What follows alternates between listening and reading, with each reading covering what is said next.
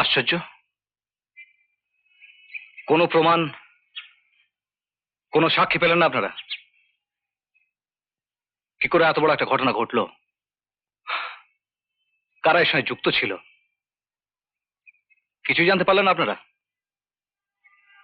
Sir, পাড়ার লোকেরা বলছিল হয়তো এটা রতন ঘোষের দলের কাজ। স্যার,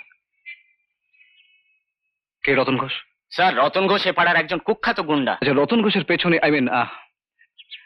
কার ভরসায় রতন ঘোষ গুন্ডাগিরি করতো সে বিষয়ে কিছু জানেন আপনি? না স্যার। আচ্ছা, শঙ্কর ব্যানার্জিকে কোনোদিন দেখেছেন আপনি?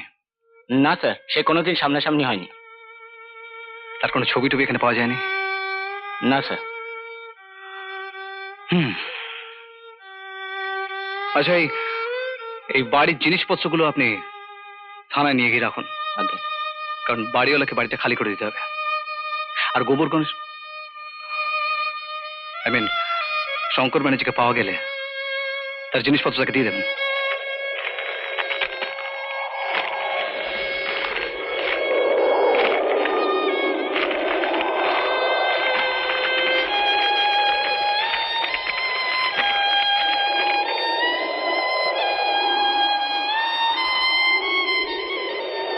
পূজনীয় নাড়ুগোপালদা, সেই যে তুমি গেলে আর কোনো খবর নেই। জ্বর হয়নি তো? আমরা ভালো আছি। তুমি কেমন আছো? মা যখনই লুচি হালুয়া করে তোমার কথা বলে। দিল্লিতে সবাই কেমন আছে?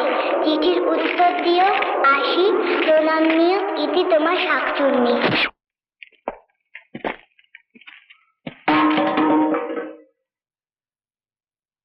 স্যার, স্যার, এই ঘরে সন্ধ্যা ব্যানার্জি মৃতদেহ পাওয়া গিয়েছিল স্যার।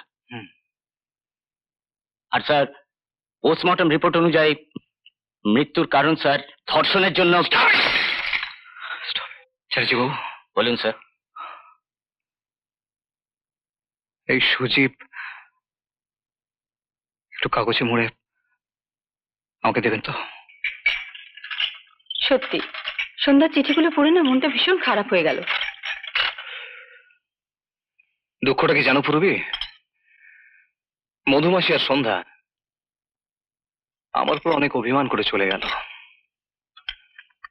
আর ওরা জানতেও পারলো না যে আমি ওদের কত চিঠি দিয়েছি। ওরা বাড়ি বদলেছিল তাই তোমার চিঠি পায়নি, তুমি কি করবে? না পূরবী, এই মধুমাসি হালুয়ার মতো হয়নি। তুমিও যেমন মধুমাসি বাড়ি থেকে সুজি আনলে কি ওনার তৈরি হালুয়ার মতো হবে? ওসব এক একজনের হাতের গুণ।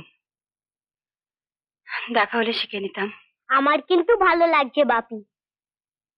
হ্যাঁ, তুই তো তাড়াতাড়ি রান্না খাসনি তাই বলছিস।